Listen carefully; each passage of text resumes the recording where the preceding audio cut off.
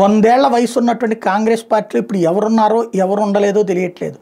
చివరికి తన ఉనికి కోసం అని చెప్పను కానీ నిలబట్టడం కోసం కొట్టాడుకుంటున్నటువంటి సిచ్యుయేషన్లో అనేక మంది పార్టీ వల్ల లబ్ధి పొంది పార్టీ పదవుల లబ్ధి పొందినటువంటి వాళ్ళు ఇవాళ పార్టీని పట్టించుకోని దశలో పార్టీ సంస్థాగత నిర్మాణాన్ని బాగు చేసేటటువంటి క్రమంలో ఖర్గే కీలక సూచనలు చేశారు. పార్టీ భావజాలానికి కట్టుబడి ప్రతికూల పరిస్థితుల్లోనూ పార్టీ కోసం నిలబడిన వ్యక్తులు ప్రోత్సహించమని చెప్పి సూచించారు. కష్ట సమయాల్లో పార్టీని వీడి నేతలను దూరం పెట్టమని చెప్పి కూడా సూచించారు.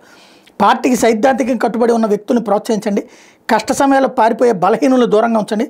కొన్నిసార్లు పార్టీని బలోపేతం చేసే ప్రయత్నంలో భాగంగా కష్టకాలంలో పార్టీని వీడి నేతలను తొందరపడి చేర్చుకుంటారు, మనం అలాంటి వ్యక్తులను దూరం పెడదామని చెప్పారు.